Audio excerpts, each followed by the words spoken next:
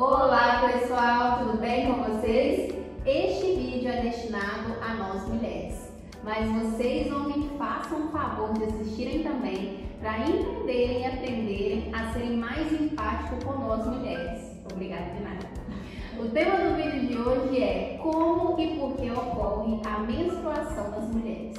Iremos explicar o ciclo menstrual, mas não é só isso. Abordaremos também um pouco sobre a gestação e a menopausa. Quer entender mais sobre as alterações hormonais e comportamentais que acontecem no seu corpo de forma cíclica, em ciclos?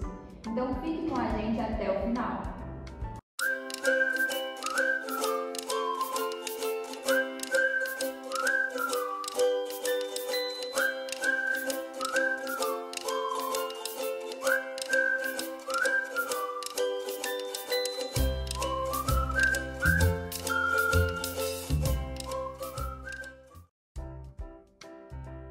Puberdade é a fase de desenvolvimento do organismo humano durante a qual ocorre uma série de alterações orgânicas e comportamentais que o torna capacitado para os mecanismos da reprodução.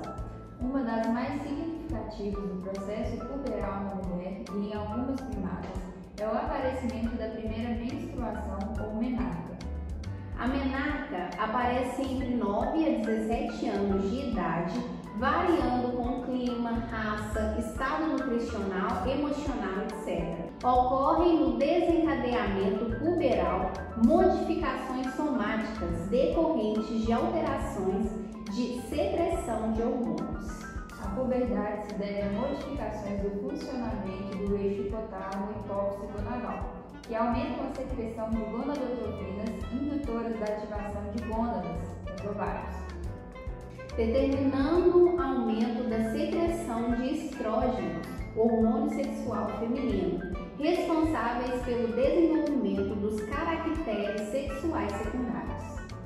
Uma vez atingido o período de maturidade sexual, a mulher apresenta uma fase, menarque, período em que se encontra apta para a reprodução até a ocorrência da menopausa. A menopausa é definida como a última menstruação devido à falência ovariana e ocorre entre os 42 a 45 anos e marca o fim da vida sexual fértil da mulher. Ocorre nesses indivíduos uma série de sinais e sintomas devido à deprivação hormonal, que iremos citar mais adiante. O ciclo reprodutivo feminino é coordenado por hormônios secretados pela hipófise e pelos ovários. Na infância, a hipófise anterior está relacionada com o desenvolvimento físico. Na puberdade, os fatores de liberação do hipotálamo agem na hipófise, sistema hipotálamo hipofisário, causando aumento do hormônio do crescimento, aumento do hormônio melanócito estimulante, secreção dos dois hormônios gonadotróficos, TSH e LH, que agem nas glândulas, nos ovários. Entre os 9 a 10 anos, ocorre o crescimento da pelve óssea e a hiperemia e pigmentação da auréola. A hiperemia é uma alteração na circulação sanguínea do paciente, que faz com que haja um aumento na quantidade de sangue circulando em determinado órgão e ou região do corpo do paciente. Dos 10 aos 11 anos, surge o botão mamário, que é o surgimento das mamas, e pelos pubianos. Entre os 11 e 12 anos, há o crescimento dos genitais internos e externos, alterações no esfregaço vaginal, novo crescimento das mamas e pelos axilares. Dos 12 aos 13 anos, há uma pigmentação dos mamilos e a menarca, que é a primeira menstruação. Entre os 13 e 14 anos, ocorre a ovulação. Dos 14 aos 15 anos, surgem os acnes e o aprofundamento da voz. Entre os 15 e 16 anos, ocorre a parada do crescimento esquelético.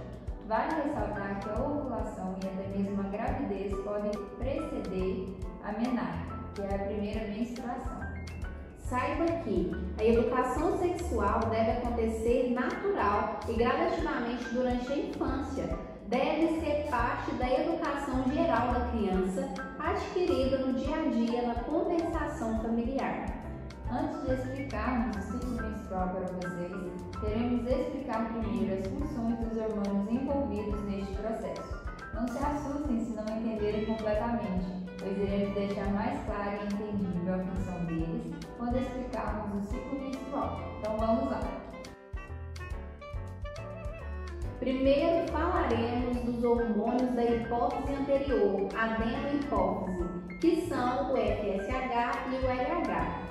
O hormônio folículo estimulante, FSH, na mulher provoca a proliferação das células foliculares ovarianas e estimula a atividade secretora dessas células, produzindo o estrogênio. O FSH prepara o folículo para responder ao LH, ocasionando a ovulação e a formação do corpo lúteo, que chama luteinização.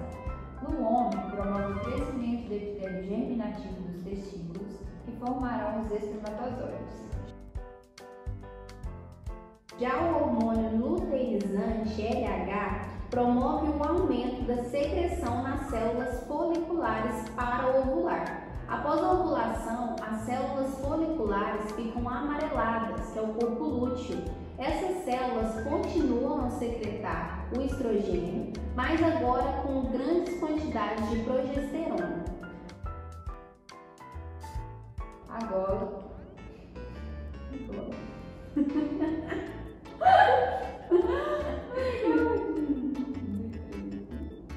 Agora falaremos sobre os hormônios ovarianos, que são o estrogênio e a progesterona.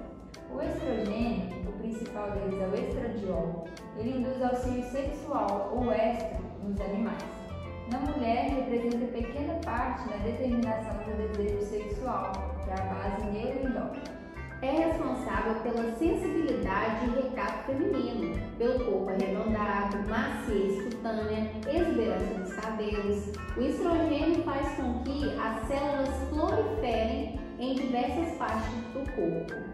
Na vulva e vagina, o estrogênio aumenta a vascularização e estimula a atividade epitelial, causa deposição de glicogênio no epitélio vaginal, que faz ser ácido, causa acidez ali. A vulva e a vagina se desenvolvem e se mantêm através dos estrogênios. No útero, o estrogênio aumenta a vascularização, hipertrofia do miométrio e do endométrio. Torna o miométrio sensível à ocitocina, que é o hormônio do amor, provoca contrações fortes na musculatura do útero e atua sobre as fibras musculares lisas que envolvem as glândulas mamárias, provocando contração e a secreção do leite. Nas turbas uterinas, o estrogênio aumenta a vascularização, promove hipertrofia e aumenta os movimentos peristálticos da musculatura, atividade secretora e ciliar do epitélio. Nas mamas, o estrogênio aumenta a vascularização, o volume e a pigmentação, age no desenvolvimento dos canais e nos mamilos. No sistema endócrino, o estrogênio inibe o FSH e estimula o LH. No sistema locomotor, o estrogênio conserva cálcio e fósforo, estimulando a formação óssea. No sangue, o estrogênio aumenta a coagulação, aumenta o fibrinogênio, aumenta os fatores 7, 8 e 10, torna as plaquetas mais adesivas. E na prevenção do infarto, o estrogênio diminui o nível de colesterol sanguíneo. Por isso que nós, mulheres, temos uma proteção maior que os homens. Já a progesterona é produzida pelo corpo lúteo. Na mulher, uma vez ocorrida a ovulação, a duração e vida do corpo lúteo parece ser independente dos hormônios hipofisários. Os níveis de LH, FSH e prolactina liberados durante o processo ovulatório são suficientes para manter a sua função por mais ou menos 14 dias. Nos últimos dias da fase progestacional ou secretora, não havendo a fecundação e a nidação, ocorre a regressão do corpo lúteo. Após 24 horas ou 48 horas, depende da mulher, a menstruação desce. Na gestação, é produzida em grande quantidade pela placenta. Está relacionada principalmente com o preparo do útero para receber o óvulo fertilizado. Durante a gestação, o corpo lúteo é fundamental para a secreção de progesterona nos primeiros 60 dias. A partir dessa data, a progesterona, produzida pelas células sinciciais do trofoblasto eleva-se gradativamente para atingir o máximo dos níveis plasmáticos, próximo da 28ª semana, permanecendo nesse nível até o momento do parto. É a progesterona indispensável para a gravidez e tem ação em algumas partes do corpo. No aparelho genital, a progesterona aumenta a espessura do endométrio, promove a hipertrofia do miométrio, aumenta o número de fibras na gravidez, inibe as contrações do útero e impede esse útero de expulsar um óvulo fertilizado, que está tentando se implantar ou um feto em desenvolvimento. Nas mamas, a progesterona age no desenvolvimento dos alvéolos mamários, retém sódio e, consequentemente, líquidos. Para cada molécula de sódio, agregam-se 9 de água. A progesterona aumenta a secreção de sebo na pele, que causa a acne pré-menstrual. A progesterona relaxa os músculos lisos de todo o corpo, ureter, vasos sanguíneos, tubo digestivo. E congestiona e amolece os ligamentos que controlam as articulações da pelve e parte inferior da coluna vertebral. Sob a ação dos hormônios ovarianos produzidos por estímulo da hipófise, o endométrio sofre modificações estruturais cíclicas que constituem o ciclo endometrial ou menstrual. A menstruação é a descamação periódica e cíclica do endométrio, acompanhada de sangramento, e dura cerca de 4 a 5 dias, realizando-se em intervalos de aproximadamente 28 dias. O primeiro dia da menstruação é considerado o primeiro dia do ciclo. Se considerarmos um ciclo regular, em que os 4 primeiros dias são o menstruo, aquele dia que você está com a menstruação, e o intervalo até a próxima menstruação foi de 28 dias, foi um ciclo regular de 4 por 28 dias. Durante os 24 dias restantes, o ciclo histológico do endométrio consiste em fase proliferativa e fase secretora. Após a menstruação, a camada basal do endométrio, que não descamou, começa a se proliferar e tornar-se espessa, constituindo um tecido vascularizado. As glândulas tubulares simples também proliferam. Essa fase se mantém até a ovulação para a crescente produção de estrogênio dos folículos ovarianos em desenvolvimento. O estrogênio tem que estar alto para ovular. Inicia-se após a ovulação com a liberação de progesterona produzida pelo corpo lúteo, a produção de secreção espessa e rica em glicogênio pelas glândulas endometriais. Não acontecendo a implantação do óvulo fertilizado no útero, ocorrerá uma queda brusca nos níveis de estrogênio e progesterona no sangue. Em consequência, o endométrio que estava desenvolvido por ação desses hormônios não se sustenta e é parcialmente destruído sob a forma de menstruação. Para vocês entenderem melhor, iremos explicar a forma resumida do ciclo menstrual. A hipófise produz FSH e LH e aumenta seus níveis gradualmente após a queda de estrogênio e progesterona. Esse é o primeiro dia de menstruação, onde os níveis de FSH e LH estão baixos. Não houve fecundação e anidação. Ocorreu então a regressão do corpo lúteo e após 24 ou 48 horas, depende da mulher, a menstruação desce. Em seguida, o FSH estimula o desenvolvimento do folículo ovariano, ou seja, a hipófise produziu o FSH que caiu na corrente sanguínea com destino às gônadas, no caso das mulheres, os ovários. Consequentemente, o folículo secreta estrogênio. Depois desse estímulo do FSH, os ovários começam então a produzir o estrogênio. Com isso, o pico de estrogênio causa o aumento na liberação de FSH e LH, ou seja, o estrogênio aqui se encontra em altos níveis no sangue. Consequentemente, o aumento de LH desencadeia a ovulação. Aqui, no 14º dia, sentimos aquela dorzinha na lateral e ficamos mais receptivas ao sexo e a namorar. e é o período em que podemos engravidar, que é durante a ovulação. O corpo lúteo desenvolve-se e secreta estrogênio e progesterona. O corpo lúteo é uma das estruturas ovarianas de natureza temporária, vida efêmera e cíclica, permanecendo continuamente ativo durante a gestação ou nos períodos de pseudoprenhez, gestação psicológica. Ele produz nos mamíferos a progesterona, essencial para a nidação do ovo fecundado, manutenção da gravidez e supressão da ovulação, ou seja, declínio da ovulação. O aumento de estrogênio e progesterona inibe a secreção de LH e FSH pela hipófise. Então, aqui a hipófise já não produzirá mais o LH e o FSH, pois os níveis já estão altos e ela entende que o corpo não precisa mais desses hormônios, a quantidade que tem já é suficiente. O nosso organismo é fantástico, né?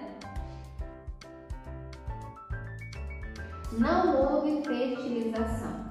A queda no LH causa a regressão do corpo lúteo, pois o LH é responsável pela ovulação e produção de progesterona. Há uma queda rápida de estrogênio e progesterona e acontece a menstruação. Se houve fertilização, acontece a implantação do óvulo fecundado no útero. A gonadotropina coriônica humana, que é o hormônio HCG, impede a regressão do corpo lúteo e mantém a secreção de estrogênio e progesterona.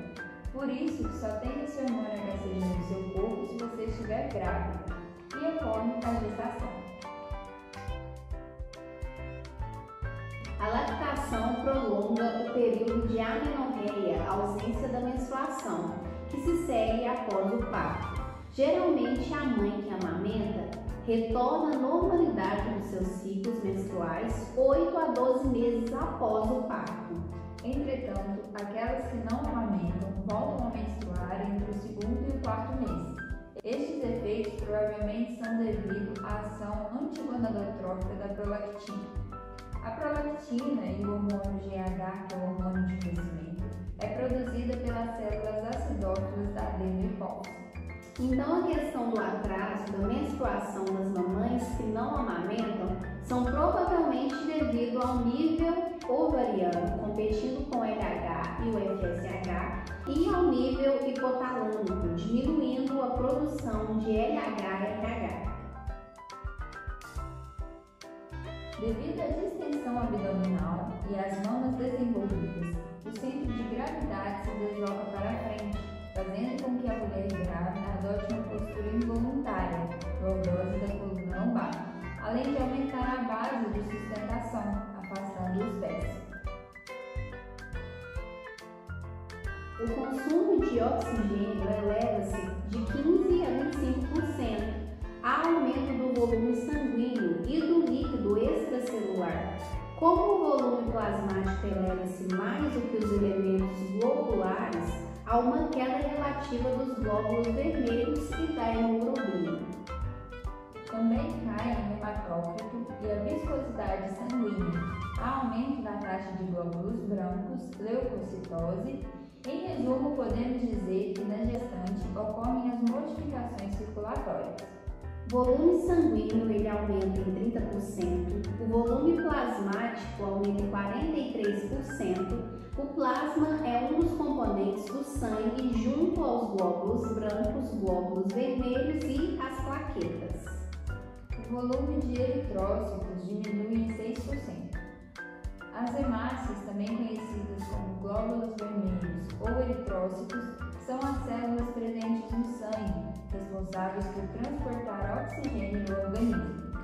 A concentração de hemoglobina diminui em 15%. Hemoglobina é uma proteína presente nos glóbulos vermelhos e é responsável pela coloração vermelha do sangue, que tem como função o transporte de oxigênio pelo organismo. Eritrocedimentação aumenta 5 vezes o normal. Eritrocedimentação é um tipo de exame de sangue muito utilizado para detectar inflamações ou infecções no organismo. O fluxo plasmático renal 45% e a taxa de filtração glomerular cerca de 60%. A oferta de sódio ao túbulo renal está aumentada, como também a capacidade do túbulo de reabsorvê-la. Existe a tendência de reter sódio e água no terceiro trimestre da gestação. Durante a gestação, ocorre o seguinte aumento de peso corporal materno. Com 10 semanas de gestação, a mãe ganha em média 650 gramas. Com 20 semanas, 4.000 gramas. Com 30 semanas, 8.500 gramas. Com 40 semanas, 12.500 gramas. Pela ação dos hormônios produzidos pelas gônadas, tireoide, adrenais, hipófise e a placenta, surgem, além das modificações sistêmicas, uma série de outras restritas ao aparelho genital. A vulva e a vagina tumefazem-se, ou seja, ocorre um acúmulo de líquido dentro da célula, elas incham, amolecem e sofrem modificações em sua coloração. A vulva pigmenta-se, ocorre hipertrofia do tecido conjuntivo e das fibras musculares, aumenta também a circulação venosa. Modificações semelhantes se dão nas trompas, que aumentam de tamanho e volume, hipertrofiam-se e se distendem. A sua atividade secretora eleva-se ou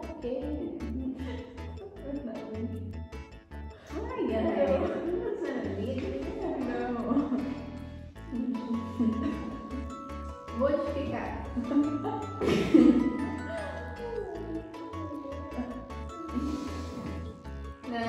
Pode ir? Modificações semelhantes se dão nas trompas, que aumentam de tamanho e volume, hipertrofiam-se e se distendem. A sua atividade secretora eleva-se ocorrendo menor contratividade. O útero apresenta durante a gravidez variabilidade na forma, volume, capacidade, consistência, posição e espessura da sua musculatura. No final da gestação, o útero pesa cerca de 1,5 kg, sendo seu peso normal em torno de 650 gramas. O climatério é o período da vida feminina caracterizado pelo esgotamento dos folículos ovarianos, tendo como resultado a queda dos níveis de estrogênio e progesterona. Isso acarreta alterações de pele, mucosa, esqueleto, metabolismo lipoproteico e função emocional. A última menstruação chama-se menopausa. O climatério inicia-se ao redor dos 40 anos e se estende até os 65 anos de idade. No Brasil, a menopausa ocorre por volta dos 48 aos 50 anos. A velhice assexuada é um mito e o climatério não é sequer o início da velhice. É um período de transição da idade adulta para a velhice. Se a expectativa de vida da mulher é de aproximadamente 79 anos de idade, as mulheres passarão em média 1/3 da vida em estado de déficit de estrogênio. Saiba que não existe perda da sexualidade com idade, ela pode apenas sofrer modificações qualitativas. Climatério não é sinônimo de velhice. No climatério, faz-se a prevenção das patologias próprias da velhice, possibilitando melhor qualidade de vida. As síndromes climatéricas são repercussões clínicas do climatério sobre o corpo da mulher. Algumas alterações ocorrem precocemente, como ondas de calor, sudorese, calafrios, cefaleia, que é dor de cabeça, tonturas, parestesia, que é a sensação de formigamento e dormência que acomete mãos, pés, pernas e braços, além de outras partes, como boca e orelhas, e palpitações. Depressão, insônia, fadiga e perda da memória, alterações menstruais. Outras alterações são de médio prazo: secura vaginal, dispareunia, que é a dor durante o ato sexual, síndrome uretral, incontinência urinária, pele seca e pouco elástica, fragilidade e queda dos cabelos. As alterações tardias consistem em doenças cardiovasculares e osteoporose. As mudanças, mesmo sendo fisiológicas, podem ser tratadas com conversa franca e grupos de apoio, pois as condições psicossocioculturais podem ser fator de inibição e complicação, terapia hormonal de reposição e cremes lubrificantes para evitar a dispareunia, dor durante o ato sexual. A reposição hormonal só deve ser prescrita após critérios e avaliação da história clínica da mulher e análise de exames complementares, como dosagens hormonais, exame preventivo, mamografia e densitometria óssea, que é um exame realizado para definir a massa óssea em regiões como coluna lombar e fêmur e fazer diagnóstico de osteoporose. É um tratamento que está em estudo para levantar vantagens e desvantagens. A reposição hormonal traz alguns benefícios, por exemplo, melhora ou abolição dos sintomas vasomotores, fogachos, que são ondas de calor típicas da menopausa, melhora nos sintomas ligados ao sistema nervoso central, como depressão, irritabilidade, insônia, melhora da secura vaginal e genital, diminuição de incontinência urinária e das infecções vaginais, diminuição da morbimortalidade por doença arteriosclerótica, prevenção da osteoporose ligada à queda do estrogênio, diminuição da incidência de câncer endometrial, claro que no uso associado de estrogênio e progesterona. No entanto, também oferece alguns riscos, câncer de endométrio devido ao uso de estrogênio sem progesterona associada, câncer de mama, doença tromboembólica, hipertensão, risco de cálculo biliar, que aumenta ali com o uso de estrogênio.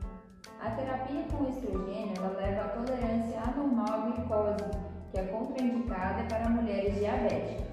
É isso, pessoal. Espero que tenham gostado de se informarem mais sobre o que acontece em nosso corpo. Escrevam aqui nos comentários se vocês já sabiam sobre essas alterações hormonais que acontecem nas mulheres durante o ciclo menstrual, gravidez e menopausa. E o que vocês acharam mais interessante. Não se esqueçam de curtir o vídeo e para não perder os próximos vídeos, se você não é inscrito, já se inscreva, ative o sininho e compartilhe para mais pessoas se informarem. Até a próxima semana!